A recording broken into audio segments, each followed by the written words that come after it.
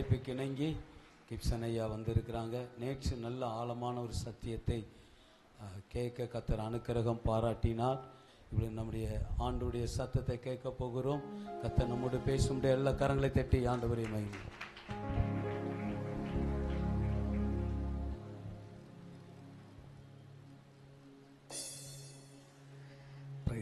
ஹல்லேலூயா, ஹல்லேலூயா, ஹல்லேலூயா.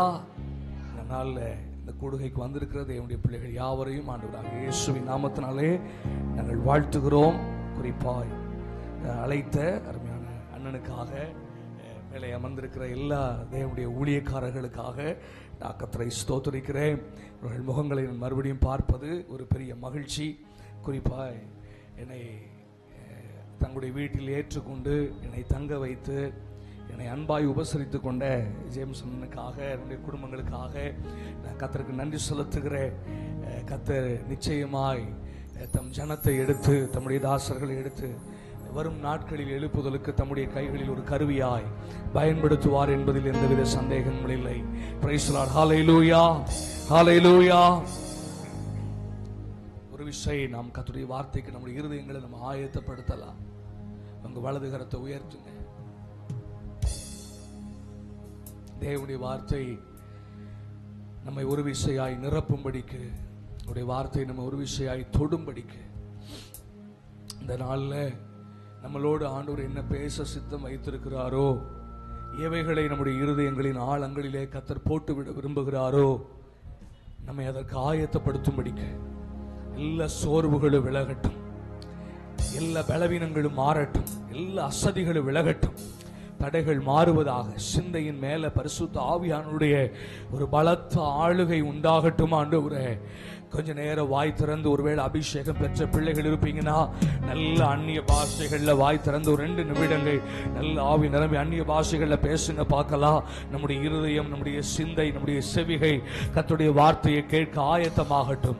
ரீபாக சந்தர பஹூர் ரிகாதுர லாதரவா ரபஹந்தரா துரக பௌஷ்யார ரகதுரகபா ரீபா லகதுரு ஹோஷ்யகர பஹந்தரா ரீகா தரக பௌஷிகர பௌரியா துரகபா ரீபா லகந்தர சந்தர பௌரிகா தரபா ரபா ஷகரபா.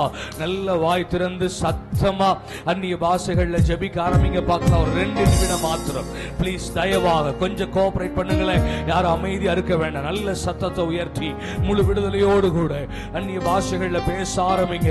உன் வாய்களை விரிவாய்த்துற, நான் அதை நிரப்புவேன் என்று சொன்னவன் இந்த நாள்ல தம்முடைய வார்த்தையினால் நம்மை நிரப்பட்டும், தம்முடைய அபிஷேகத்தினால் நம்மை நிரப்பட்டும், ஆறுதலினால் நிரப்பட்டும், கிருபைகளினால் நிரப்பட்டும், சுகத்தால் பலத்தால் நிரப்பட்டும்.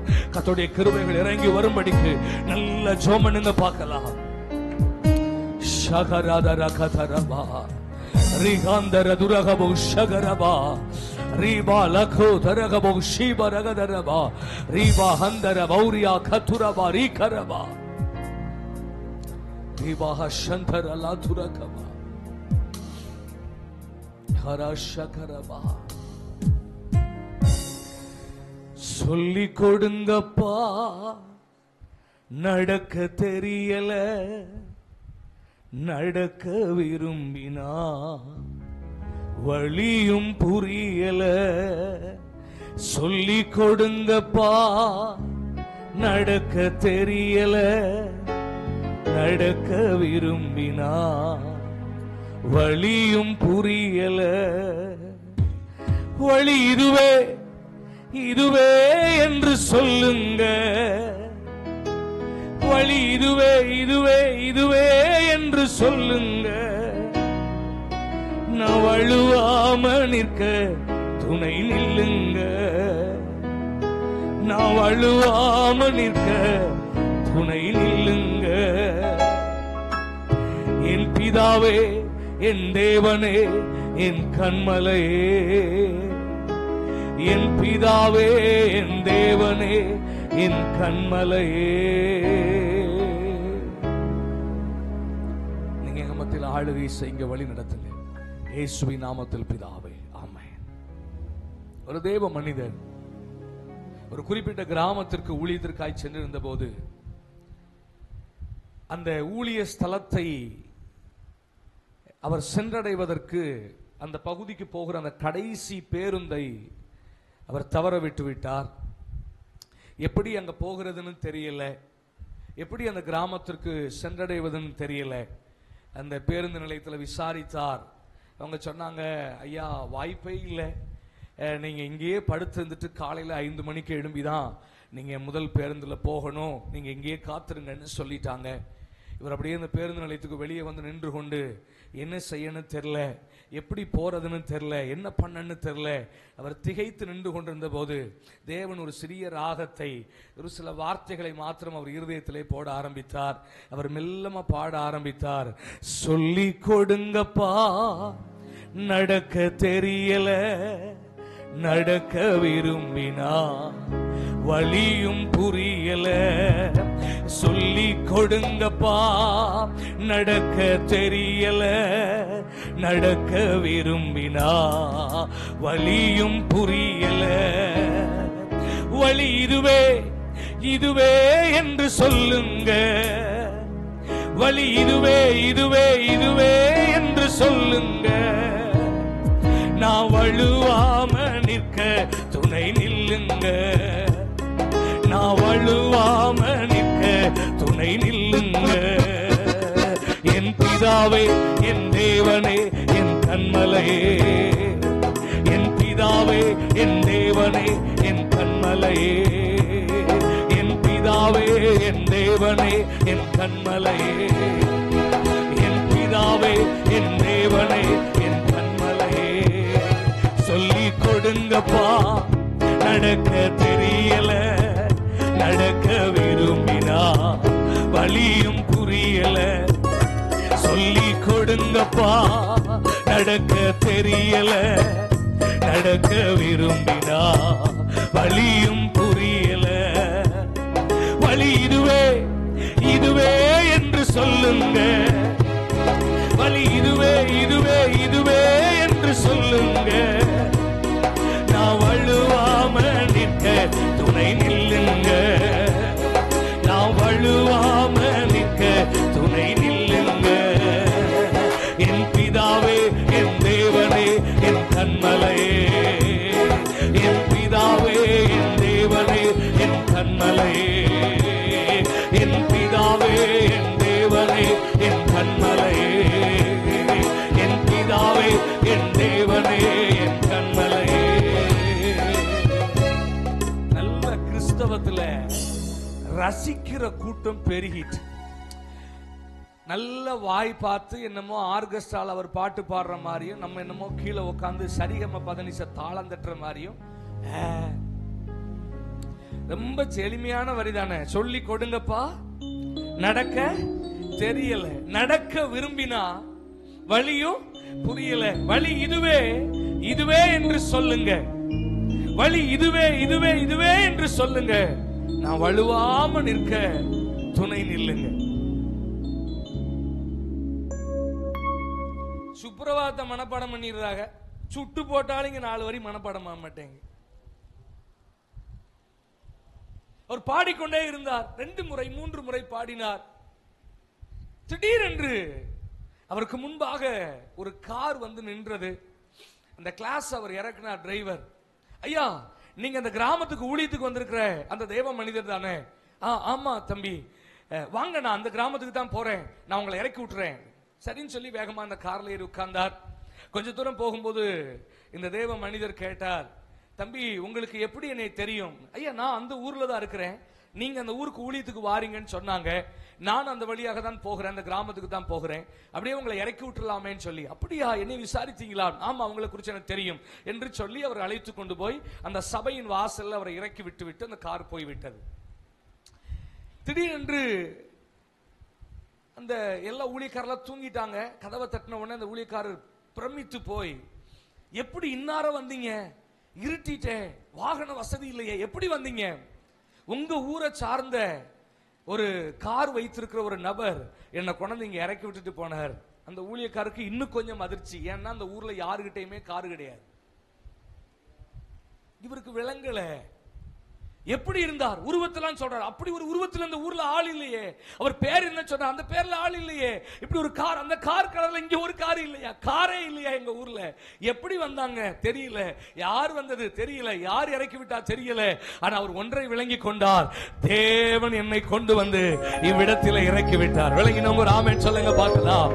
இந்த கடைசி காலத்துல இயற்கைக்கு அப்பாற்பட்ட விதத்துல தேவனுடைய உதவி நம் வாழ்க்கையில வெளிப்படுவதை நம்ம கண்கள் பார்த்திரணும். இயல்பாய் நடந்ததை பார்க்கிலும் இவர்களோடு கர்த்தர் இருக்கிறார் என்று இயற்கைக்கு அப்பாற்பட்ட விதத்தில் என்றைக்கு நம்ம வாழ்க்கையில தேவன் கிரியை செய்கிறாரோ அன்றைக்கு தேசம் கர்த்தரை அறிகிற அறிவினால் நிரப்பப்படும். ஒரு விசை பாடுவோமா? சொல்லி கொடுங்கப்பா நடக்க விரும்பினா வலியும் புரியல, சொல்லி கொடுங்கப்பா நடக்க தெரியல, நடக்க விரும்பினா வலியும் புரியல, வலி இதுவே இதுவே என்று சொல்லுங்க, வலி இதுவே இதுவே இதுவே என்று சொல்லுங்க, நான் வழுவாம நிற்க துணை நில்லுங்க, நான் வழுவாம நிற்க துணை நில்லுங்க, என் பிதாவே என் தேவனே என் கண்மலையே, என் பிதாவே என் தேவனே என் கண்மலை. வாய் திறந்து சொல்லுங்களேன், என் பிதாவே என் தேவனே என் கண்மலையே, என் பிதாவே என் தேவனே என் கண்மலையே. மத்தேயு எழுதின சுவிசேஷம் 4வது அதிகாரம் 11வது வசனம். மத்தேயு எழுதின சுவிசேஷம் 4வது அதிகாரம் 11வது வசனம். ஒருவர் வாசிக்கலாம்.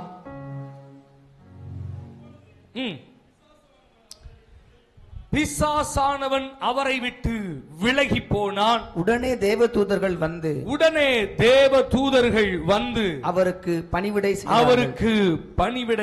செய்தார்கள். அந்த பிந்தின பகுதியை உடனே தேவ தூதர்கள் வந்து அவருக்கு பணிவிடை செய்தார்கள். அந்த பகுதியை எல்லாரும் உங்க வேதத்துல எடுத்து அதை கொஞ்சம் பார்த்து எல்லாம் சத்தமா வாசிங்க பார்க்கலாம். உடனே தேவதூதர்கள் வந்து அவருக்கு பணிவிடை செய்தார். இன்னும் ஒரு விசை. உடனே தேவதூதர்கள் வந்து அவருக்கு பணிவிடை செய்தார். இன்னும் ஒரு விசை.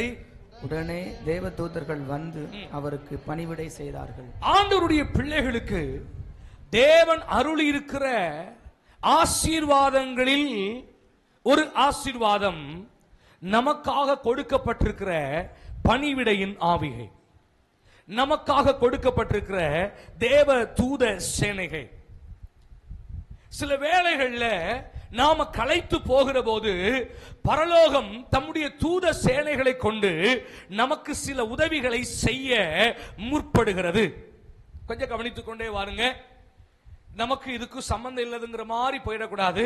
சில நேரங்களில் கர்த்தர் இயற்கைக்கு அப்பாற்பட்ட விதத்தில் நம்முடைய வாழ்க்கையில செயலாற்றுகிறதை நம்முடைய இருதயங்கள் விரும்பணும், நம்முடைய சிந்தை அதை ஆராயணும், தியானிக்கணும்.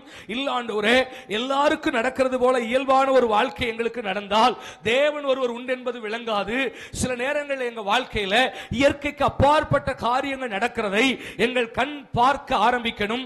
அதுவே தேவ செயல் என்பதை தேசம் அறிந்து கொள்ளும். விளங்கினவங்க ஒரு ஆமென் சொல்லுங்க பார்க்கலாம். ஆமா, நெருப்பு போட்டு விறகுகளை போட்டு அதன் மேல பலியை வைத்து அக்கினி என்பது இயல்பு, எல்லா இடத்திலும் நடக்கும். ஆனால் விறகுகளை வைத்து பலியை வைத்து அதன் மேலே சில குடம் தண்ணீரை ஊற்றின பிறகு தண்ணி மேல தீப்பிடிக்குங்கிறது அது கர்த்தரின் செயல். அதை ஒரு மனிதனால செய்ய முடியாது. விளங்கினவங்க ஒரு ஆமென் சொல்லுங்க பார்க்கலாம். கர்த்தரை எதிர்க்கிறவன் எல்லாரும் மரிக்கிறது போல மரித்தா அது சாதாரணமான காரியம். ஆனால் பூமி தன் வாயை திறந்து அவர்களை விழுங்கி போட்டால் அது கர்த்தர் செய்தார் என்பது சபைகளுக்கு அறிவிக்கப்படும். விளங்கினவங்க ஒரு ஆமென் சொல்லுங்க பார்க்கலாம். அப்போ இந்த தேசம் கர்த்தரை அறிகிற அறிவை அடைந்து கொள்வதற்கு சில வேளைகளில் நம்முடைய வாழ்க்கையில, சபைகளுக்குள்ள, ஊழியக்காரர்களுடைய வாழ்க்கையில கர்த்தர் இயற்கைக்கு அப்பாற்பட்ட விதத்தில் செயலாற்றுவதை நாமும் பார்க்கணும், தேசமும் பார்க்கணும். புரிந்தவங்க ஒரு ஆமென் சொல்லுங்க பார்க்கலாம். விளங்கி கொண்டே வாருங்கள். கொஞ்சம் கவனமா இருங்க. கொஞ்சம் அசதிகள்லாம் தூக்கி போட்டுட்டு தேவனுடைய வார்த்தைக்கு உங்கள் இருதயங்கள் ஆயத்தமாகட்டும். புரிந்தவங்க ஒரு ஆமென் சொல்லுங்களேன். ரைட்.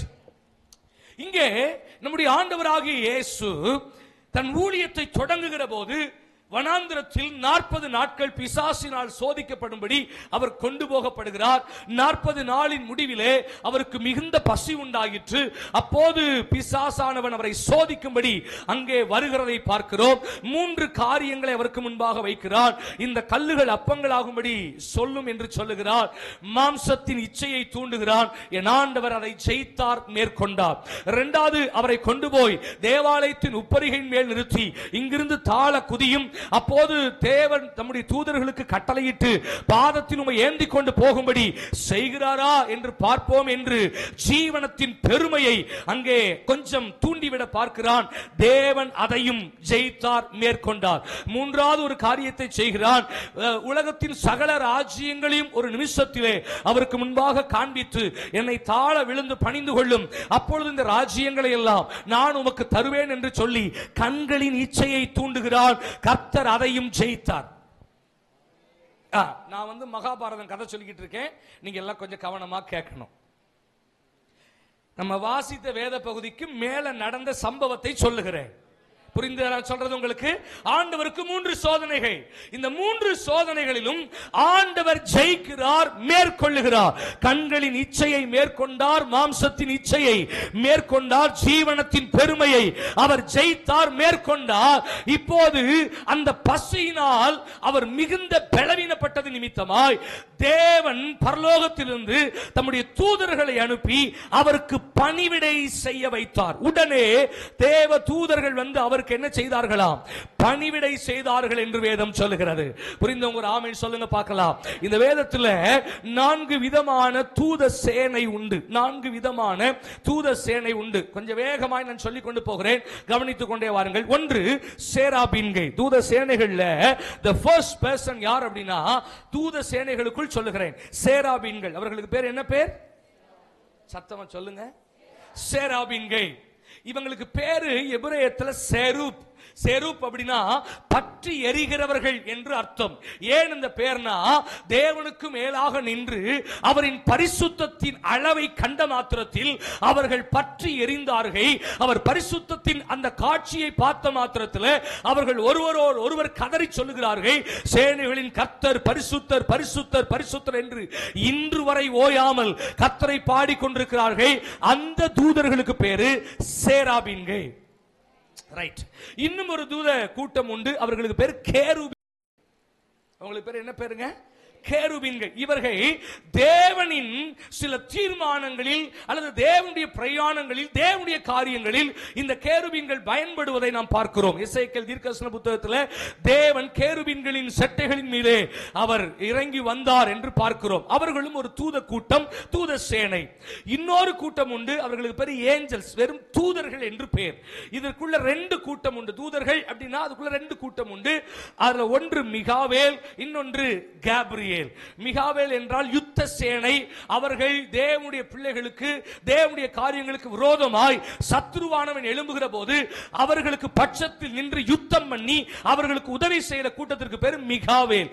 கர்த்தர் சொல்லுகிற செய்தியை சில மக்களுக்கு, சில மனிதர்களுக்கு சொல்லும்படி இறங்கி வருகிற அந்த தூதனுக்கு பேரு கேப்ரியேல். ஏசப்பாக்கு உண்மையா சொல்றேன், பைபிள்ல இருக்கிறத தான் சொல்றேன். சரி,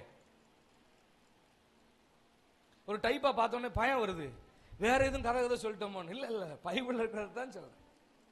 இந்த கேப்ரியேலின் சேனையையும் இந்த மிகாவேலின் சேனையும் தான் பைபிள் தூத சேனை என்று எழுதுகிறது. 4வது ஒரு ஏஞ்சல்ஸ் இருக்கிறாங்க, தூதர்கள் இருக்கிறாங்க. அவர்களுக்கு வேதம் கொடுக்கிற பேர் பணிவிடையின் ஆவிகள். எபிரேயருக்கு எழுதின நிருபம் 1வது அதிகாரம் கடைசி வசனத்தை வாசிங்க பார்க்கலாம். எபிரேயர் 1:14 கடைசி. ரட்சிப்பை சுதந்தரிக்க போகிறவர்கள், ரட்சிப்பை சுதந்தரிக்க போகிறவர்களுக்கு ஊழியம் செய்யும்படிக்கு அவர்கள் எல்லாரும் அனுப்பப்படும் பணிவிடையின் ஆவிகளாயிருக்கிறார்கள். ரட்சிப்பை சுதந்தரிக்க போகிற ஒவ்வொருவருக்காக தேவன் பரலோகத்திலிருந்து சில பணிவிடையின் ஆவிகளை நமக்கு அனுப்பி நமக்கு உதவி செய்ய பண்ணுகிறவராயிருக்கிறார். நம்ம எல்லாரும் எதை சுதந்தரிக்க போகிறோம்? சத்தமா சொல்லுங்க, சத்தமா சொல்லுங்க. நாங்க தான் ரட்சிக்கப்பட்டுட்டோம்ல. அப்படியா? 1 கொரிந்தியர் புஸ்தகம் 1 அதிகாரம் 19வது வசனத்தை வாசி பாருங்க. 1 கொரிந்தியர் 1:19.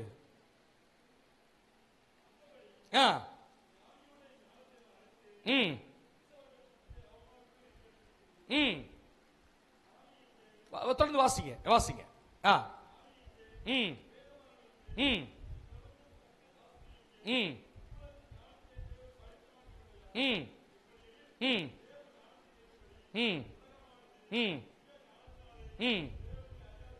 பதினெட்டாவது வசனம், சிலுவையை பற்றிய உபதேசம் கெட்டு போகிறவர்களுக்கு பைத்தியமாய் இருக்கிறது, ரட்சிக்கப்படுகிற நமக்கோ.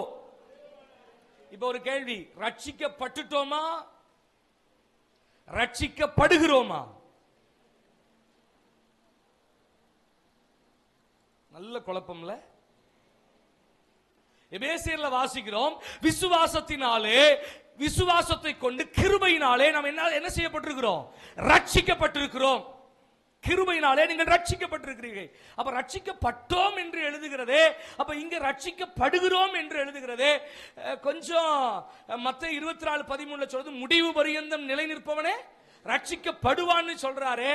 அப்போ நம்ம ரட்சிக்கப்பட்டோமா, ரட்சிக்கப்பட்டுக்கிட்டு இருக்கிறோமா, இல்ல இனிமேல் ரட்சிக்கப்படுவோமா? இந்த கேள்வி எப்படியே விட்டுட்டு போயிட்டோம்னா நல்லதுன்னு நினைக்கிறேன். நல்ல கேள்வியில ஞானஸ்நானம்லாம் எடுத்துட்டோம் பாஸ்டர், சபைக்குள்ள அங்கத்தினரா வேற இருக்கும், ஊழிய வேற செய்றோம். உண்மையை சொல்லுங்க, ரட்சிக்கப்பட்டுட்டோமா, ரட்சிக்கப்பட்டு கொண்டிருக்கிறோமா? அது 3 பாருங்க, 3 காலங்களை சொல்லுகிறது. எபேசியர் நம்ம வாசிக்கும் போது ரட்சிக்கப்பட்டோம். இங்க நம்ம 1 கொரிந்தியர் 1:18 வாசிக்கும் போது ரட்சிக்கப்படுகிற, அது பிரசன்ட், நிகழ்காலம். மத்தேயு 24:13 சொல்லும் போது முடிவு வரைந்த நிலையில் இருப்பவர் ரட்சிக்கப்படுவான், அது இனிமேல் வருங்காலம். அப்படியானால் நம்முடைய ரட்சிப்பு நடந்ததும் உண்மை, நாம் ரட்சிக்கப்பட்டு கொண்டிருப்பதும் உண்மை, இனிமேல் நாம் ரட்சிக்கப்பட போகிறதும் உண்மை. கொஞ்சம் விளங்குகிறபடி சொல்லிட்டு எதற்கு நமக்கு பணிவிடை ஆவிகள்னு சொல்ற, கொஞ்சம் வேகமா கவனிங்க. ஏன்னா இதை தாண்டி இன்னும் ஒரு முக்கியமான காரியத்தை நாம் தியானிக்க வேண்டி இருக்குது. அதனால கொஞ்சம் அதை அழுத்தமாய் சொல்ல விரும்புகிறேன். கொஞ்சம் கவனிச்சு கொண்டே வாங்க. நாம் ரட்சிக்கப்பட்டோம் எதில் இருந்துனா, பாவத்தின் தண்டனையில் இருந்து நாம் ரட்சிக்கப்பட்டு விட்டோம். நாம் பாவிகளாய் பிறந்ததினாலே நம் எல்லார் தலையின் மேலும் ஒரு தண்டனை எழுதப்பட்டிருந்தது. நாம் எல்லாரும் தண்டிக்கப்பட வேண்டியவர்கள், நம் மரணத்திற்கு பாத்திரவான்கள் என்று வேதம் சொல்லுகிறது. நம் மேல் விழுந்த தண்டனையை இயேசு சிலுவையிலே சுமந்து தண்டனையில் இருந்து நம்மை ரட்சித்து விட்டார். நல்ல விளங்கினவங்க. அப்ப நம்ம ரட்சிக்கப்பட்டோம் என்பது எதிலிருந்துனா, பாவத்தின் தண்டனையில் இருந்து.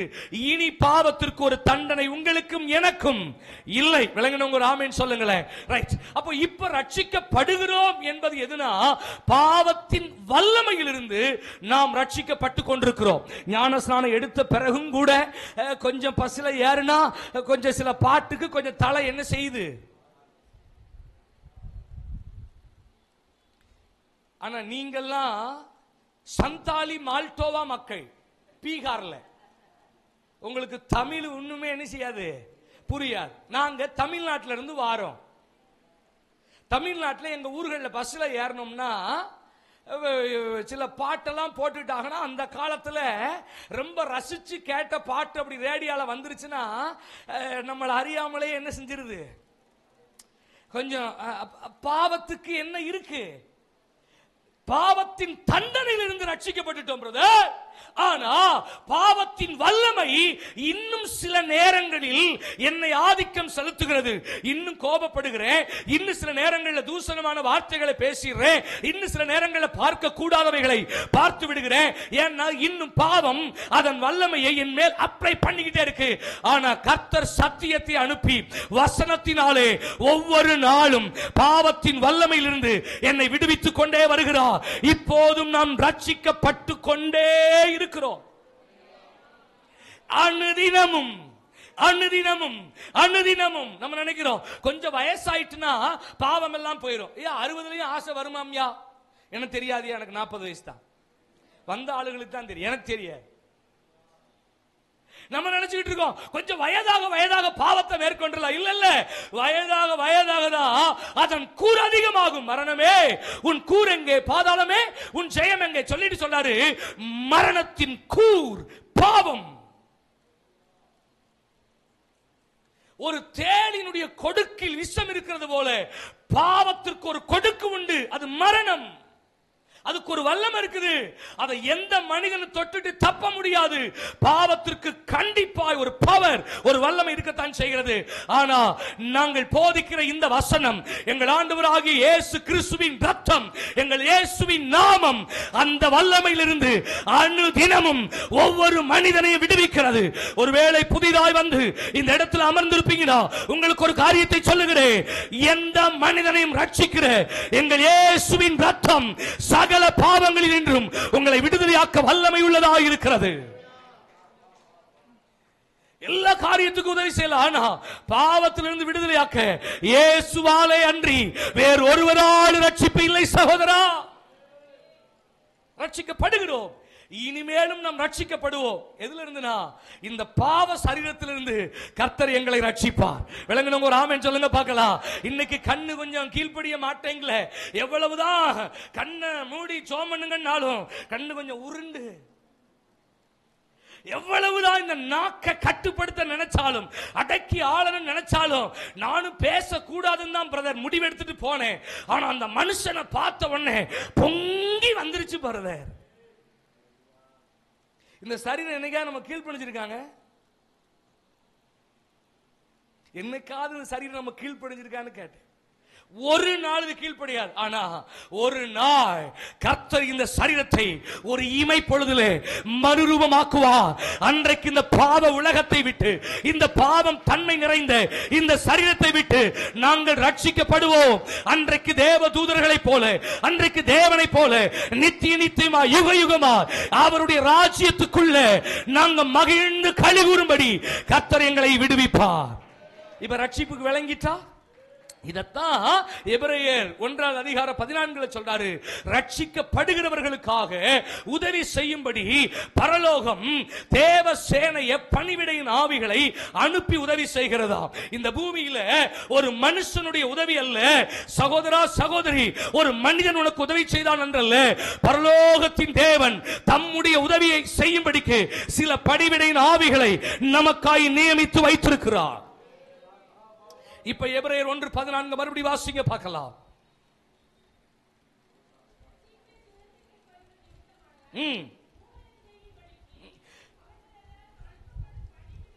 ஊழியம் செய்யும்படிக்கு இவர்கள் எல்லாரும் அனுப்பப்படும் பணிவிடையின் ஆவிகளாக இருக்கிறார்கள். இந்த காலகட்டத்தில் நமக்கு சில நேரங்களில் உதவி செய்வதற்கு எங்கிருந்து ஒத்தாசை புறப்பட்டு வரணும்?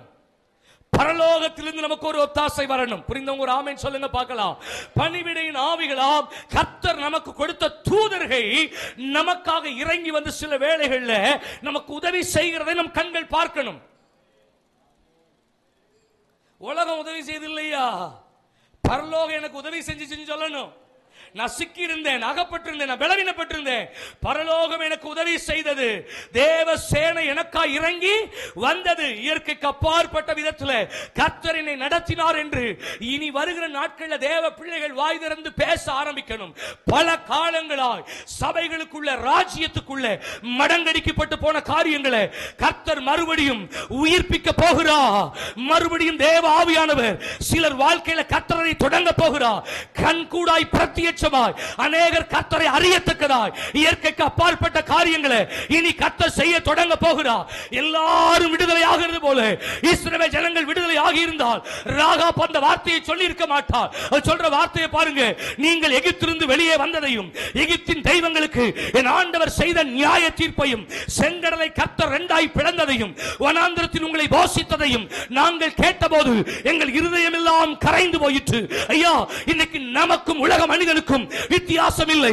அவர்கள் படுகிற அதே கஷ்டத்தை நாமும் படுகிறோம். அவர்கள் போகிற அதே பாதையில் நாமும் போகிறோம். அவர்களுக்கு நடக்கிற எல்லா சம்பவங்களும் நமக்கும் நடக்கிறது.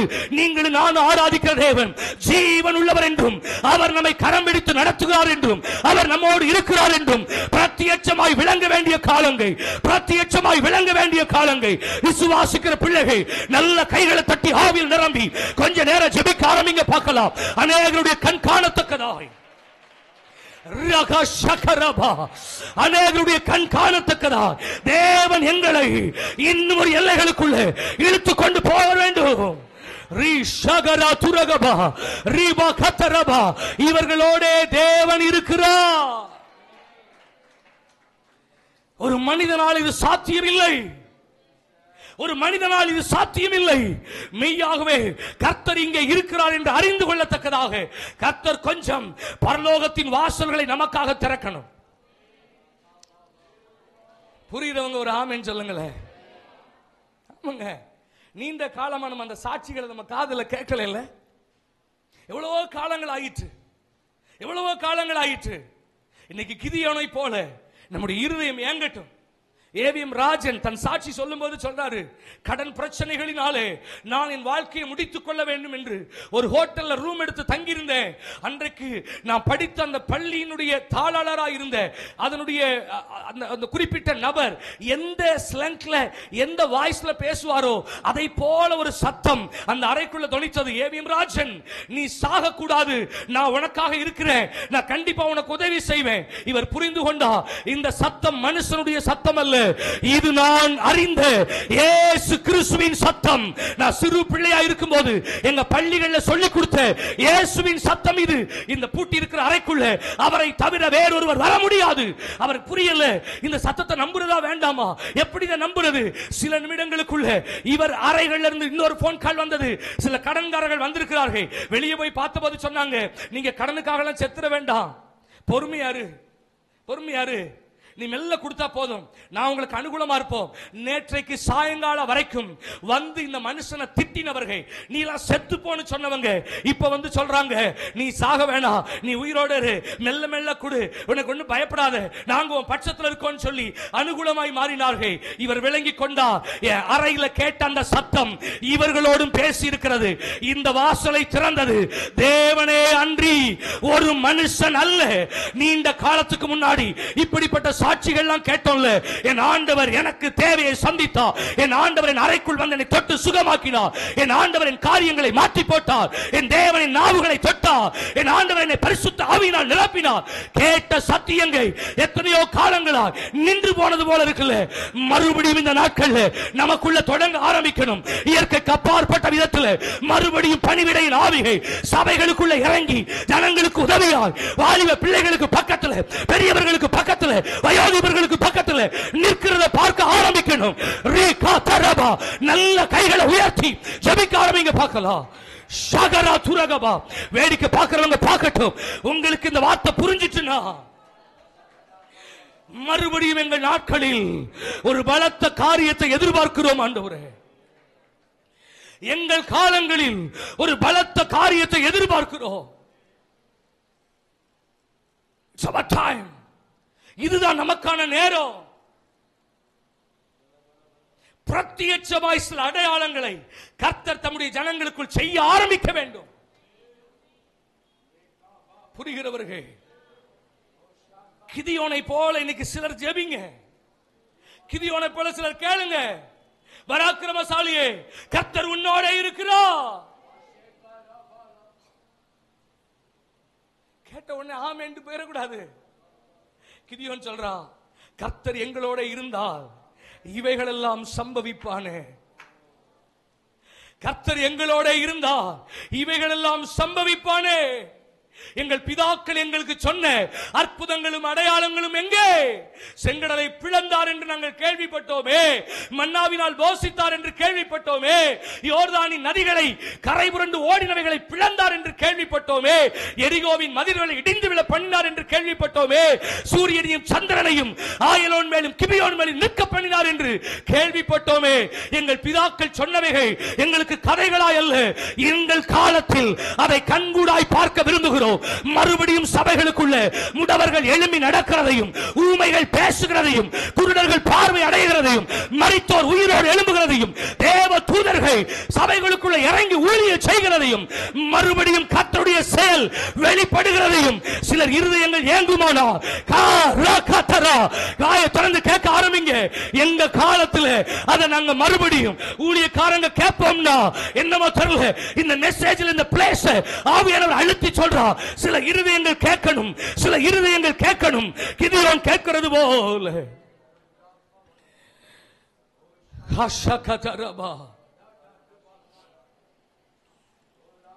பராக்கிரமசாலியே கர்த்தர் உன்னோட இருக்கிறார்.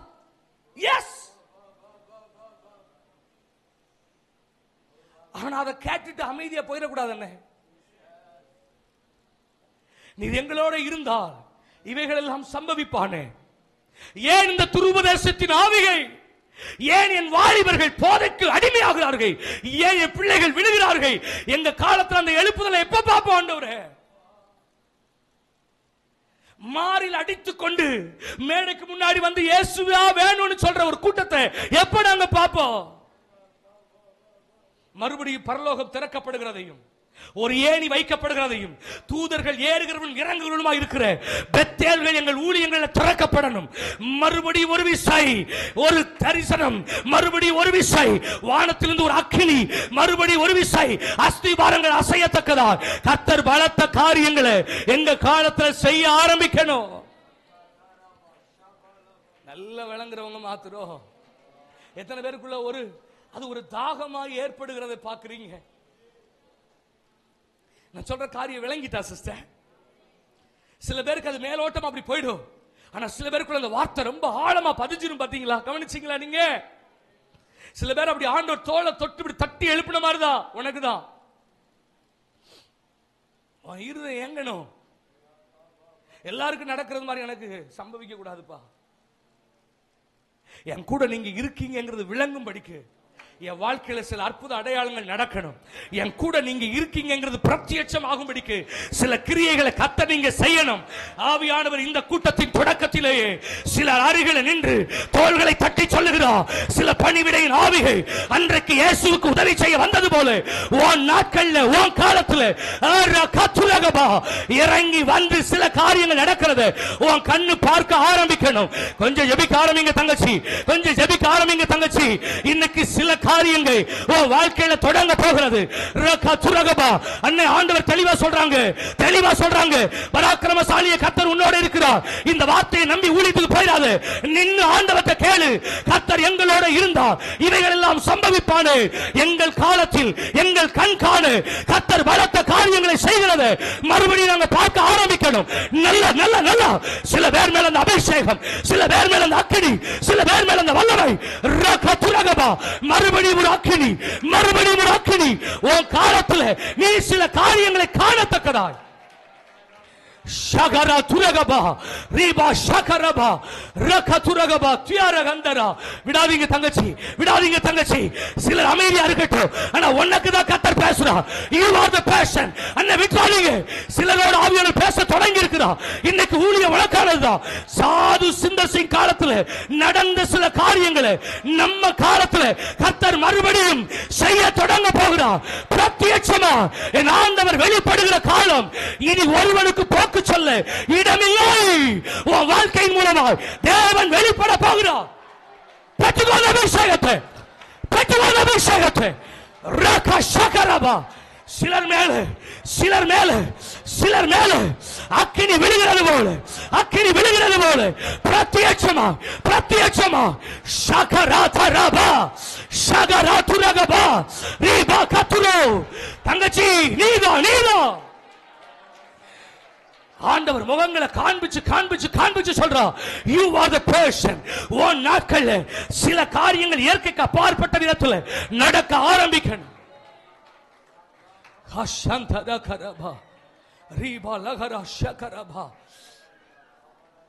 இனி போக்கு சொல்லுகிறதற்கு ஒரு காலம் இல்லை. கண்டிப்பா இது இவங்க வாழ்க்கையில நடந்தது ஒரு மனிதனால் அல்ல, ஒரு மருத்துவத்தால் அல்ல, இது தேவனே செய்தார் என்று தேசம் அறியும்படி கர்த்தர் உனக்குள்ள சில கிரியைகளை செய்ய ஆரம்பிக்கட்டும். உனக்காக வானம் திறக்கப்படட்டும். ஷகராதரபா. அந்த வார்த்தை விழுகிறது, சிலர் மேல விழுகிறது. வாஞ்சிக்கிறவங்க பெற்றுக்கொள்ளுங்க. இப்பதான் நோக்கினி ஷகரா துரகபா, ஷகரா துரகபா, ரேகா ஷகரபா. பிரத்யட்சமா பிரத்யட்சமா பிரத்யட்சமா அவர் வெளிப்பட விரும்புகிறார். ஹாஷகரோ ரீபா ஹந்தரகலா துரகபா, ரீபா ஷகரபா. பிரத்யட்சமாய் அவர் வெளிப்பட விரும்புகிறார். உன்னை பார்த்து சொல்லி புறந்தள்ளிட்டாங்கல்ல. எல்லாருக்கும் நடக்கிற மாதிரி தானே உனக்கு நடக்குது. எல்லாருக்கும் நடக்கிற மாதிரி தான் உனக்கு நடக்குது. என்னவோ வாழ்க்கையில கர்த்தர் பெருசா செய்துட்டார், என்னவோ வாழ்க்கையில நடந்துட்டு ஆண்டவர் பத்தி சொல்றதுக்கு இல்ல இல்ல இல்ல இல்ல. இனி உன் வாழ்க்கையில கர்த்தர் நடத்த போகிற சில கிரியைகளை கண்டு ஜனங்களே வாய் திறந்து சொல்ல போறாங்க. உன் கூட இருக்கிற நீ ஆராதிக்கிற உன் தேவன் தான் இதை செய்தார், உன் தேவன் தான் இதை செய்தார். இதை சொல்லுகிற போது சாத்ராக் மேஷாக் ஆபேத்நேகோ ஆவியானவர் காண்பித்து சொல்றாங்க, அக்கினிக்கு ஊடு தேவன் உன்னோடு நடக்கிறதை தேசம் பார்க்க போகிறது. பெற்றுக்கோ பெற்றுக்கோ அந்த அபிஷேகத்தை, அந்த வல்லமையை, அக்கினி ரேகா துரகபா. உன் கூட அவர் நடக்கிறது பெற்றுக்கோ நினைச்சி. அந்த அபிஷேகம், அந்த அபிஷேகம் உன்னோடு கர்த்தர் இருக்கிறது இனி தேசம் பார்க்கும். ஷகரா தரபா ரோகோஷியா ரியலா துரகபா ரீபா சந்தரபா ரியாகா துரபா ஷகரா துரகபா ரியா துரகத்தியரபா ரீகா ஷரகபா. உன் பிரதிஷ்டை சொல்லாதது, உன் அர்ப்பணிப்பு சொல்லாதது, உனக்கு தேவன் அருளின் ஞானம் சொல்லாதது, கர்த்தர் உன் கூட இருந்து செய்ய போகிற கிரியை இனி செய்ய ஆரம்பிக்கும். சாத்ராக் மேஷாக் ஆபேத்நேகோ நல்ல ஞானம் உள்ளவர்கள், நல்ல பிரதிஷ்டை உள்ளவர்கள். ஆனா அவர்கள் ஆராதிக்கிற தேவன் ஜீவன் உள்ளது என்பது அந்த ராஜாவுக்கு தெரியாது. என்னைக்கு அவனை தூக்கி அக்கினி சூளையில போட்டாங்களோ 3 பேரை போட்டார்கள், 4 பேராய் அக்கினிக்கு நடுவே அவர்கள் உலாவினது போல பிரச்சனைகளுக்கு கூட கர்த்தர் உன் கூட இருக்கிறது. இனி தேசம் பார்க்க ஆரம்பிக்கும், பார்க்க ஆரம்பிக்கும். ரகதுரகபா. ஒரு அக்கினி விழுகிறது, ஒரு அக்கினி விழுகிறது. சகோதரர்கள் பக்கம் பெற்றுக்கொள்ளுங்க. ஒரு அபிஷேகம் மழை பலமாய் இறங்குகிறது. ஷகரா துரகபா ரீபா லகரபா ரீகா துரகபா. வாயின் வார்த்தையினால் செய்ய முடியாதது இனி தேவன் கிரியைகளா உனக்குள்ள அவர் தொடங்க போகிறார். ஷகரா தரபா ரீபலா துரபா ரீபா ஷகரான் துரக தியாரகபா ரீகோ ஷகரபா. நல்ல புரிகிறவர்கள் மாத்திரம் நல்ல கைகளை தட்டி அப்பா நாமத்துக்கு உயர்த்து. ஷரகதரபா.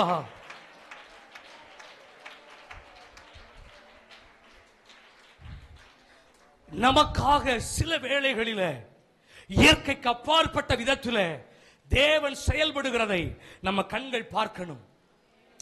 வாஞ்சிக்கிற பிள்ளைகள் மாத்திரம் நான் சொல்ற காரியம் விளங்குதா உங்களுக்கு?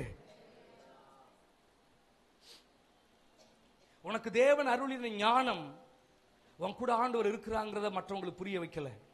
உனக்குள்ள நிறைய பிரதிஷ்டை, நான் இப்படிலாம் ஆண்டவருக்காக வாழ போறேன், ஆனா அது விளங்க பண்ணல. ஆனா என்னைக்கு தூக்கி அக்கினி சூளையில போட்டாங்களோ அன்னைக்கு உன் கூட உலாவுகிற தேவனை இந்த ராஜா கண்ட மாத்திரத்தில் அவன் புரிந்து கொண்டா, இவர்களோடு ஜீவனுள்ள தேவன் இருக்கிறா. நாம் நிறுத்தின பொற்சிலைகள் அல்ல, இவங்க கூட இருக்கிற தேவன் பெரியவர் என்று அவன் அறிந்து கொண்டா. சில காரியங்கள் உனக்காக தேவன் செய்ய தொடங்க போகிறார். தேசம் அறியும்படி. ஹோ ஷலகதரபா ரஹந்தரபா. புரியுறவங்க ஒரு ஆமென் சொல்லுங்க பார்க்கலாம். ரட்சிக்கப்படுகிற நமக்கு உதவி செய்யும்படி அவர்கள் அனுப்பப்படுகிற பணிவிடையின் ஆவிகளாக இருக்கிறார்கள். அப்படியானால் இந்த கடைசி காலத்தில் சபைகளுக்குள்ள தேவ பிள்ளைகள் வாழ்க்கையில இனி கர்த்தர் தங்களுக்காக ஏற்படுத்தின சில பணிவிடையின் ஆவிகள், சில தூதர்கள் நமக்காக வந்து உதவி செய்கிறத நம்ம கண்ணு பார்க்க ஆரம்பிக்கணும். புரிஞ்சவங்க ஒரு ஆமென் சொல்லுங்க பார்க்கலாம். சில காரியங்களை கொஞ்சம் வேகமா சொல்லிட்டு இன்னைக்கு சில வார்த்தைகளை மாத்திரம் கொஞ்சம் அழுத்தமாய் நாம் தியானிக்க போகிறோம். கவனித்துக் கொண்டே வாருங்க. இந்த பைபிள்ல தூதர்களுடைய உதவி அல்லது பணிவிடையின் ஆவிகளின் உதவி சிலருக்கு தேவைப்பட்டிருக்கிறது. அது தேவை, மறுத்துற முடியாது. யாரோட உதவி எங்களுக்கு தேவை? தேவ தூதர்களுடைய உதவி தேவை. புரியுறவங்க ஒரு ஆமேன் சொல்லுங்களேன். ஆமா, நமக்கு தேவை. அவங்களை புறந்தள்ளிட முடியாது. அவர்கள் நமக்காகவே கொடுக்கப்பட்டிருக்கிறார்கள்.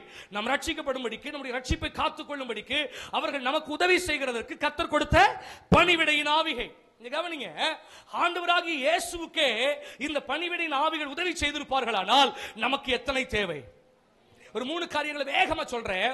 ஒரு 10 நிமிடங்களுக்குள்ள வேகமா சொல்லிடுறேன், கவனித்துக் கொண்டே வாருங்க. ஒன்று, சில நேரங்கள்ல நம்ம சோர்ந்து போகிற போது நம்மை தேற்றும்படி சில உதவி பரலோகத்திலிருந்து வரணும்.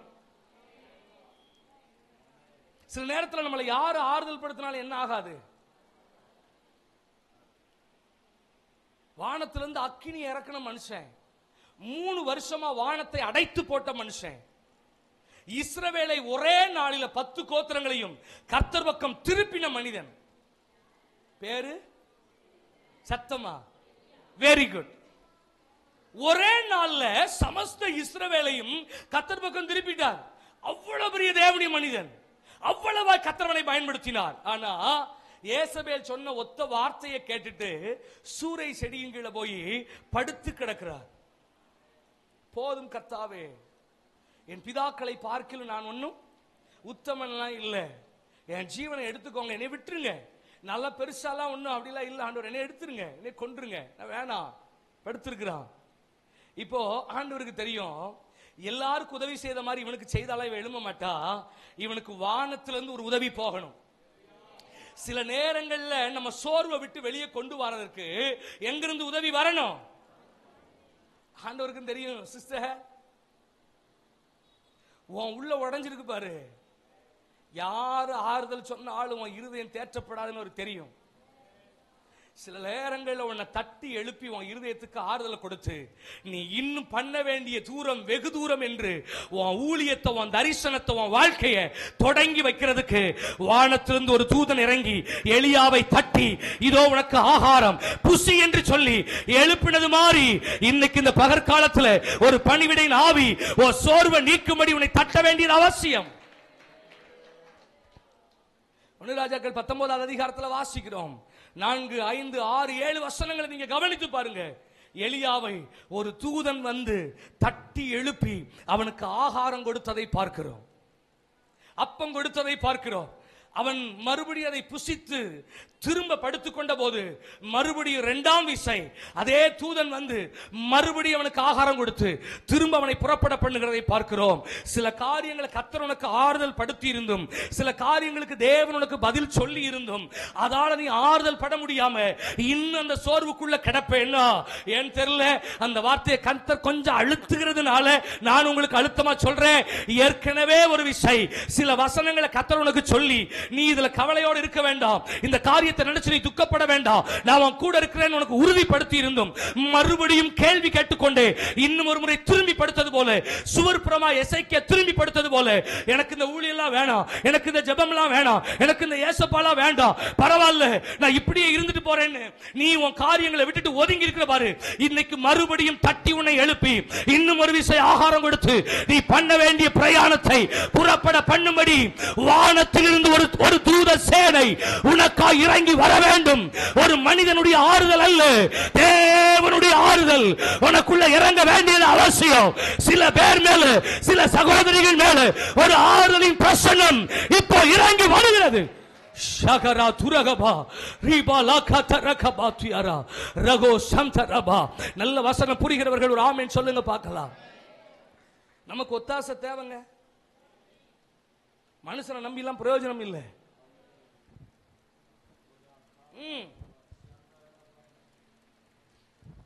எலியா வேலைக்காரனை கொண்டு போய் ஒரு இடத்துல நிறுத்துறார், அவன் நின்றுக்கிட்டான்.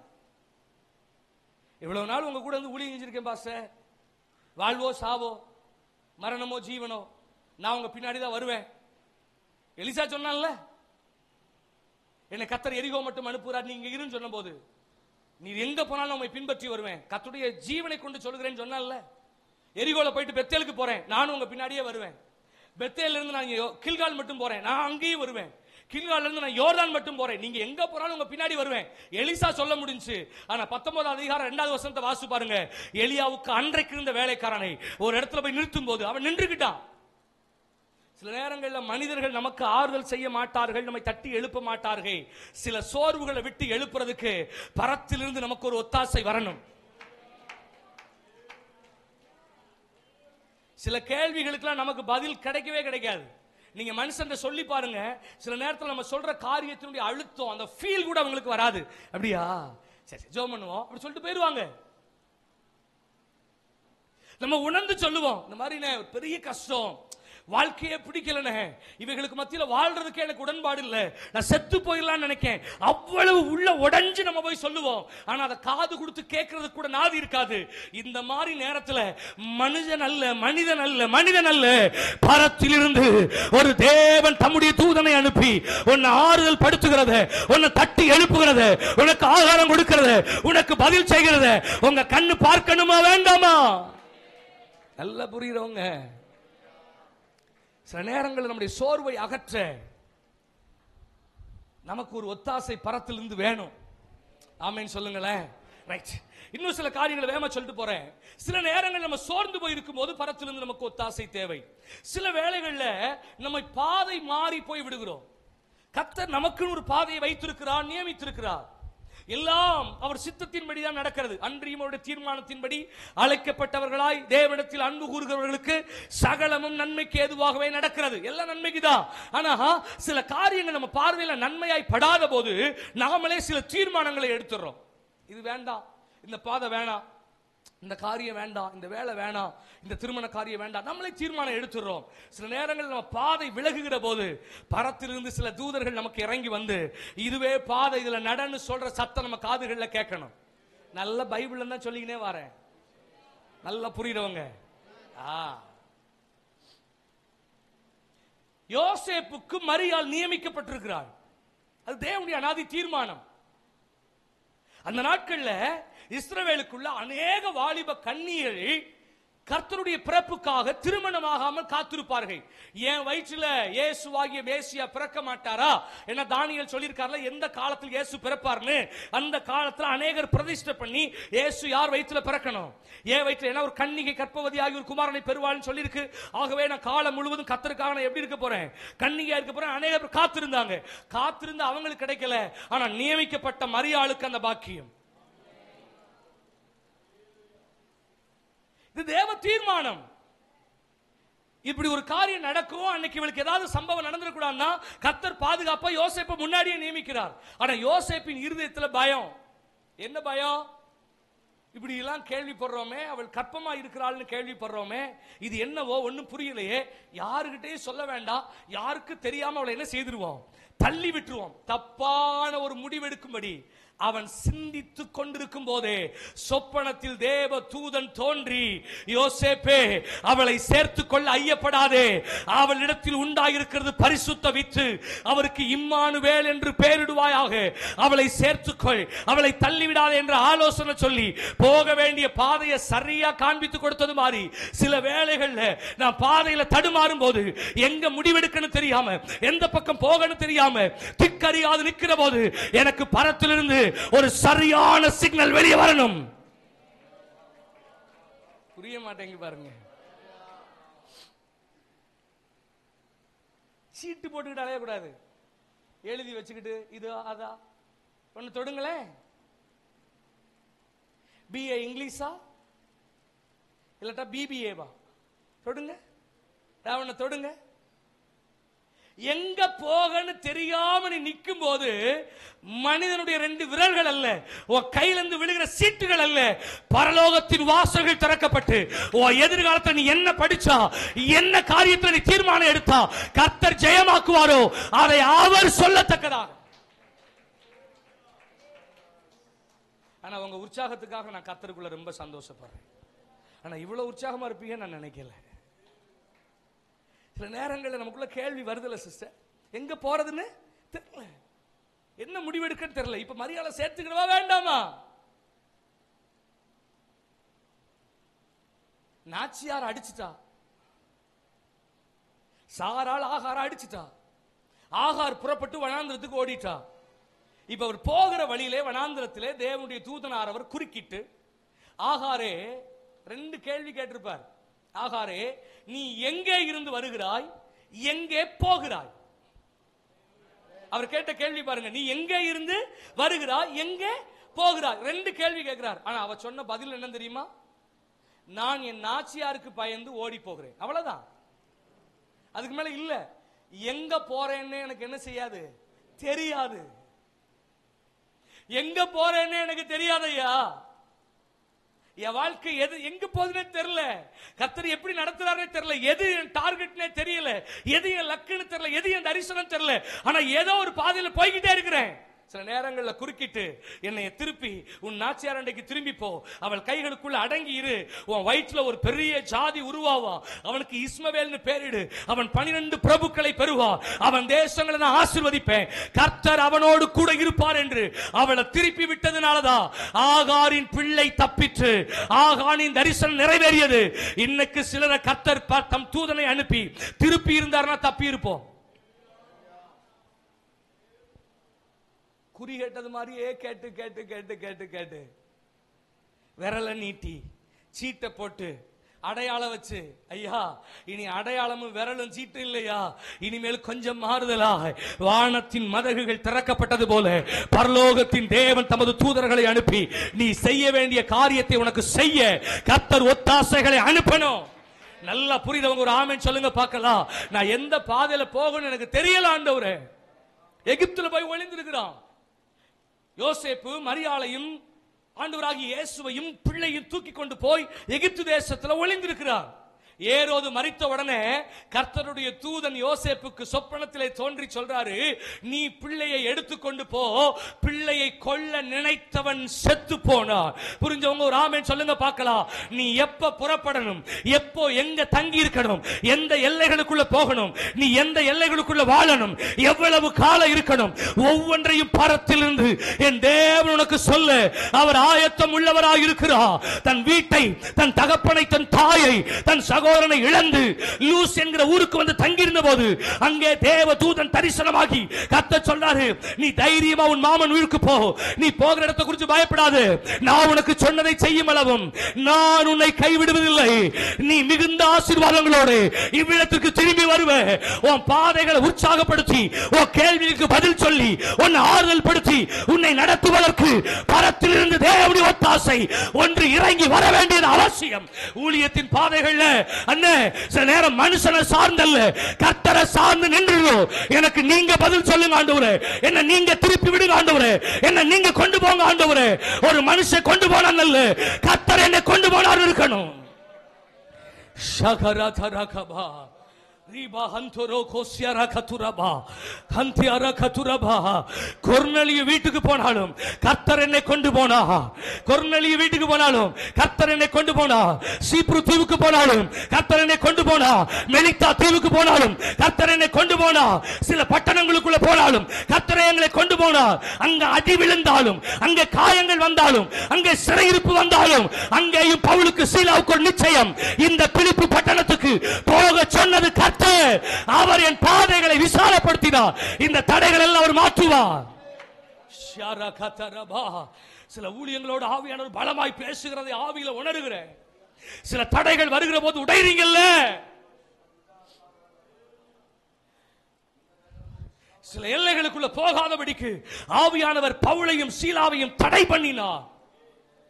எங்க போகணும்னு காத்திருக்கும் போது அந்த இரவிலே அழகா தேவ தூதன் சொப்பனத்தில் தோன்றி சொல்றார், ஒரு மக்கதோனியா தேசத்தான் ஒருவன் வந்து எங்களுக்கு உதவி செய்ய வேண்டும் என்று கேட்டதை அவன் தரிசனத்தில் பார்த்து மறுநாள் புறப்பட்டு மக்கதோனியாவின் ஒரு பட்டணங்களில் ஒன்றாகிய பிலிப்பியிலே வந்து குடியேறுகிறார்கள். அங்க லீதியாளின் கர்த்தர் இருதயத்தை திறக்கிறார். லீதியாள் வீட்டில் சபை ஆரம்பிக்குது. இவங்களுக்கு தெரியுது, ஆஹா ஆண்டவர் கொண்டு வந்த மாதிரியே எல்லா காரியமும் ஜெயமா நடக்குது, ஒன்னும் பிரச்சனை இல்லை, கர்த்தர் பார்த்துக்குவார். அப்படிதான் நம்பினா. ஆனா அடுத்த நாளை நிகழ ஆரம்பித்தது பாருங்க. பவுலையும் சீலாவையும் கொண்டு போய் வாரினால் அடிப்பித்தார்கள், சிறையில போட்டாங்க, கையையும் காலையும் கட்டி வச்சுட்டாங்க. இப்ப பவுலுக்கு சீலாவுக்கு என்ன வந்திருக்கு தெரியுமா? உண்மையிலேயே தேவ சித்தம் தானா? தப்பான தரிசனத்தை பார்த்துட்டோமா? தப்பான காரியத்தை பார்த்துட்டோமா? ஆண்டவர் சொல்லி வந்திருந்தோம்னா ஏன் நமக்கு இந்த அடி, நமக்கு ஏன் இந்த சிறையிருப்பு, நமக்கு ஏன் இந்த காரியங்கள், நமக்கு ஏன் இந்த காயம்? நான் சொல்றேன், கர்த்தர் தான் உன்னை கொண்டு வந்தார். அடையாளம் என்ன தெரியுமா? இன்னைக்கு உன்னை கட்டி இருக்கிற சில கட்டுகளை கர்த்தர் உடைக்கும் போது நீ புரிந்து கொள்ளுவ, உன்னை சுத்தி இருக்கிற சில கட்டுகளும் கலந்து போகும் போகும்போது, உன் நிமித்தமாய் அநேகருடைய கட்டுகை கலந்து போகும்போது, தேவனே உன்னை இங்கு கொண்டு வந்தார் என்பதை நீ விளங்கி கொள்ளுவே. பரலோகம் அதற்கு உனக்கு ஆதரவாக இருக்கும். புரிகிறவர்கள் அநேகருக்குள்ள கேள்வி, கர்த்தர் என்னை கூட்டிட்டு வந்திருந்தாருன்னா, கர்த்தர் சொல்லிதான் அந்த பாதையில நடந்தேன்னா, எனக்கு ஏன் இவைகள் சம்பவித்தது? என் வாழ்க்கையில ஏன் இந்த இழப்பு? எனக்கு ஏன் இந்த ஒரு காரியம்? என்னை ஏன் இப்படி கண்ணீரோட பயணிக்க வைக்கிறார்? தேவன் உன் வாழ்க்கையில எந்த காரியத்தை தீமைக்காய் செய்யவில்லை, உன் கூட கர்த்தர் இருக்கிறார் என்பதை விளங்க பண்ணும்படிக்கு சில பாதைகள் அவர் தூதர்கள் உன்னை திருப்பி கொண்டு வந்தார்கள். இங்கே கர்த்தரின் மகிமையை நீ பார்ப்பாய். இங்கே கர்த்தரின் மகிமையை நீ பார்ப்பாய். உன்னை லகுவா நடக்க விடாம சுத்தி நடக்க பண்றார்னா, சீனாய் மலையில அவர் மகிமையை நீ பிரத்யட்சமா பார்க்க போற. சொல்லும் போது ஆவியான ஒரு காரியத்தை நினைப்பூட்டுகிறதை பார்க்கிறேன். இங்க கொஞ்சம் கவனிங்க. எகிப்திலிருந்து இஸ்ரவேல் தேசத்துக்கு 14 நாட்களில் நடந்து போய்விடலாம். எகிப்திலிருந்து இஸ்ரவேல் தேசத்துக்கு பெயர்சபாவின் வனாந்தரத்துக்கு 14 நாள்ல நடந்து போயிடலாம். only for 14 days. அது போகிறது லகுவான பாதை. ஆனா அப்படி போக விடாம, லகுவாய் அந்த காரியத்தை அடைய விடாம, ஆண்டவர் வனாந்திரத்தின் வழியாய் சுற்றி நடக்க பண்ணினார். எனக்கு புரியல. அப்படி போனா லகுவானது தானே, ஈஸி. அப்படி இப்படி போயிடலாம்ல. என்னை ஏன் சுத்தி நடக்க பண்றீங்க? அது லகுதான்ப்பா, அது ஈஸியானதுதான், அது சுலபமானதுதான். ஆனா அந்த பாதையில நீ என் மகிமையை பார்க்க முடியாது. இங்கதான் செங்கடல் பிளக்கும், இங்கதான் மாராவின் தண்ணீர் மதுரமாகும், இங்கதான் அமலேக்கின் படையை கர்த்தர் அழிப்பார், இங்கேதான் சீனாய் மலையில எக்கால சத்தமும் காரிருளும் நெடுந்தொனியும் அக்கினியும் புகை காடுமாய் கர்த்தர் பிரத்யட்சமாய் இறங்குகிறதை தேசம் பார்க்க ஆரம்பிக்கும். உன்னை கர்த்தர் சுட்டி நடக்க பண்ணினார்னு நீ கலங்காத. கர்த்தர் தம் கைகளை பிடிச்சு உன்னை இழுத்து கொண்டுதான் வந்தா. உன்னை கர்த்தர் தான் நடத்தினார், கர்த்தர் தான் நடத்தினார். தங்கச்சி சந்தேகப்படாது, தங்கச்சி சந்தேகப்படாது. ஆண்டவர் தெளிவா சொல்றாங்க. உன்னுடைய கேள்வி கர்த்தர் பதில் சொல்றாங்க. நீ உன் வாழ்க்கை குறித்து சந்தேகப்படாது.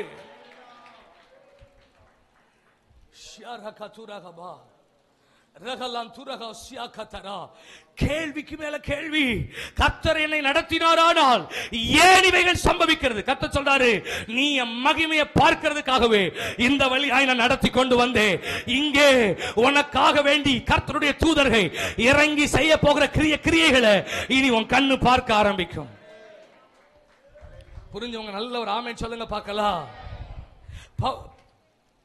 யாக்கோபை பட்டயத்தினால் கொன்று போட்டார் ஏரோது. அதற்கு பிறகே போய் பேதுருவை பிடித்துக் கொண்டு சிறைக்குள்ளே போடுகிறான். 4 அடுக்கு காவல். அவன் கைகளும் கால்களும் சங்கிலியினால் கட்டப்பட்டிருக்கிறது. 4 அடுக்கு காவலுக்குள்ளே பேதுரு வைக்கப்பட்டிருக்கிறார். இந்த ஏரோதுக்குள்ள இருக்க ஒரே ஒரு எண்ணம், இந்த பேதுரு நீ பிரசங்கிக்க கூடாது, இந்த பேதுரு நீ எழும்பக்கூடாது, இந்த பேதுரு நீ ஊழியம் செய்யக்கூடாது, இதோடு பேதுருவின் வாழ்க்கையை முடித்து போட வேண்டும் என்று காவல்ல வைத்திருக்கிறார். நடந்த என்ன தெரியுமா? அன்று இரவிலே அவன் தூங்கிக் கொண்டு அந்த சிறைக்குள்ள ஒரு தேவ தூதன் நடந்து வந்தார். அவன் கைகள் இருந்த சங்கிலிகள் தரிப்புண்டு போயிற்று, கட்டுகள் கலண்டது, சிறைச்சாலையின் கதவுகள் திறவுண்டது. பேதுருவை இழுத்து வெளியே கொண்டு வந்து பாதையில விட்டுட்டு, நீ போய் மறுபடியும் என் நாமத்தை குறித்து பிரசங்கி, இவர்கள் யாரை குறித்து பயப்படாதே, நான் அவன் கூட இருக்கிறேன். சில தூதர்களுடைய ஊழியம் நமக்கு தேவை.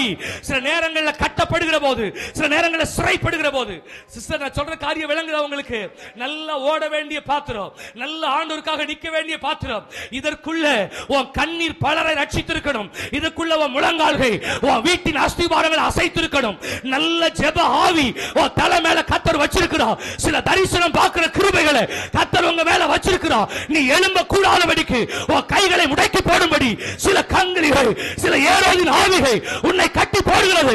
கர்த்தருடைய ஆவி என்ன சொல்லுகிறார்? இன்றைக்கு ஒரு தூதன் இறங்கி வந்து பேதுருவை வெளியே கொண்டு வந்தது போல இந்த கூட்டத்தில் சிலரை கர்த்தர் வெளியே கொண்டு வர போகிறார். விளங்குகிறவர்கள் மாத்திரம் நல்ல கைகளை தட்டி கொஞ்சம் சோர்ந்து போகாதீங்க. பார்க்கலாம், சிலரை கர்த்தர் வெளியே கொண்டு வர. சிஸ்டர், ஜோமனுங்க, ஜோமனுங்க, ப்ளீஸ் ப்ரே. கொஞ்ச நேரம், கொஞ்ச நேரம். உன் கைகள் கட்டப்பட்டது போல, உன் கைகள் கட்டப்பட்டது போல யுத்தம் பண்ண வேண்டிய நீ, கர்த்தருக்காக யுத்தம் பண்ண வேண்டிய நீ, முழங்கால நிற்க வேண்டிய நீ, பலனை இழந்தது போல உணர்ந்தாயோ, மறுபடியும் உன் கட்டுகள் கலந்து போகத்தக்கிறார். கர்த்தருடைய அக்கினி இறங்கி வருகிற ஷகரா துரகபா ரீபா கதுரபா. வானத்திலிருந்து ஒரு ஒத்தாசை. ஹாஷ்யா கரபா. செயல்பட வேண்டியவர்கள், செயல்பட வேண்டியவர்கள். உன் மேலதான் அபிஷேகம் சிஸ்டர், உன் மேலதான் அபிஷேகம். உன் குடும்பத்துக்குள்ள கர்த்தர் உன் கைகளை பிடிச்சுதான் சொன்னார். நீ குணப்பட்ட பின்பு உன் சகோதரரை ஸ்திரப்படுத்து. உன் குடும்பத்தில் மூத்தவர்கள் உண்டு, இளையவர்கள் உண்டு, படித்தவர்கள் உண்டு. ஆனா அவங்களை கர்த்தர் ரட்சிக்காம உன்னை கர்த்தர் ரட்சித்தது ஏன் தெரியுமா? உன்னை தான் கர்த்தர் அஸ்திபாரமாக்கினார். இந்த கல்லிலே என் சபையை கட்டுவேன் என்று தேவன் உன்னைத்தான் முன்குறித்தார். ஆனா இன்னைக்கு உன் கைகள் விலங்கிடப்பட்டிருக்கிறத கர்த்தர் விரும்பல. ஒரு தூதன் வந்து பேதுருவை வெளியே கொண்டு வந்தது போல இந்த பகற்காலத்தில் சிலரை கர்த்தர் வெளிப்பட பண்ணுகிறார். ஒரு அக்கினி விழுகிறது சிஸ்டர். இவ்வளவு நாள் உன்னை கட்டி இருந்த சில கட்டுகள் ஷகரா துரகபா பெற்றுக்கொள்ளுங்க பார்க்கலாம். ஒரு அக்கினி விளட்டும், ஒரு அக்கினி விளட்டும். சில தரிசனம் பார்க்கிற கண்கள் ஷகராந்தரபா. சில தரிசனம் பார்க்கிற கண்கள், சில தரிசனம் பார்க்கிற கண்கள். எத்தனையோ பேரை நீங்க எச்சரித்திருக்கிறீங்க, இந்த பாதையில போகாதீங்க, இந்த காரியத்தை செய்யாதீங்க. நேற்று இரவில சொப்பனத்தினால கர்த்தர் எச்சரித்தா, நீ இந்த காரியத்தில் கவனமா இருங்கன்னு சொல்லியிருக்கீங்க. ஆனா சில நாட்களா உன் ஊழியம் நின்னு போயிட்டு, உன் தரிசன கண்கள் மங்கி போயிட்டு, இப்படி ஒரு காரியத்தை பார்க்க முடியல, தேவ பிரசன்னத்தை உணர முடியல. அவ்வளவு ஸ்ட்ரெஸ், அவ்வளவு வேதனை, அவ்வளவு கண்ணீர். கர்த்தர் சொல்றாரு, இன்னைக்கு உன் கைகள் இருக்கிற அந்த கட்டுகை, உன் சிந்தையில் இருக்கிற அந்த கட்டுகை இன்னைக்கு உடைய போகிறது. சிலர் மேல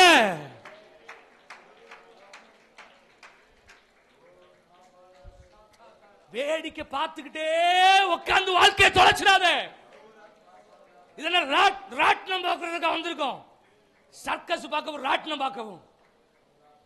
புரியுதா? ஆவியானவர் சிலரை அடையாளப்படுத்தி சொல்றாங்க பாருங்க. உனக்குள்ள கர்த்தர் வைத்ததை தரிசனங்களை பார்க்கிற கிருபை. சில காரியங்களை பார்த்து பார்த்து பார்த்து சிலரை எச்சரித்து கரெக்டான பாதையில் நடத்துனீங்க.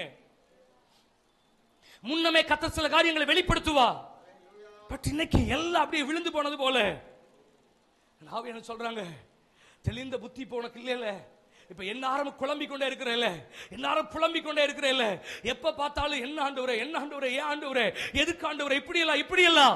என்னைக்கு தெளிந்த புத்தி ஒரு மனிதனை விட்டு போகிறதோ, தரிசனம் பார்க்கிற அபிஷேகம் போய்விடும், தரிசனம் பார்க்கிற கண்கள் போய்விடும். இன்னைக்கு கர்த்தர் மறுபடியும் உன்னை வெளியே எடுத்துக் கொண்டு வந்து திரும்ப தரிசனம் பார்க்கும்படி கர்த்தர் உன்னை மாற்ற போகிறார். யாரோடு கர்த்தர் பேசுகிறாரோ அவர்கள் இனி காத்திருக்காதீர்கள். உங்களை கொண்டு கர்த்தர் செய்த ஊழியங்களை இனி மறுபடியும் செய்ய போகிறார். சில ரோதைகள் உங்க சத்தத்தை மறுபடியும் கேட்க போது, நீ ஊழியம் செய்த எல்லைகளுக்குள்ள கர்த்தர் மறுபடியும் உன்னை கொண்டு வர போறார். ஒரு சத்தம் கேட்கும், மறுபடியும் மறுபடியும் மறுபடியும் ஒரு அபிஷேகம் புறப்பட்டு வருகிறது. நல்ல கைகளை தட்டி பெற்றுக் கொள்ளுங்க பார்க்கலாம். ரீபா ஷகரபா. விடாதீங்க சிஸ்டர், விடாதீங்க சிஸ்டர். தரிசனம் பார்க்கிற ஒரு அபிஷேகம். கத்துரகபா.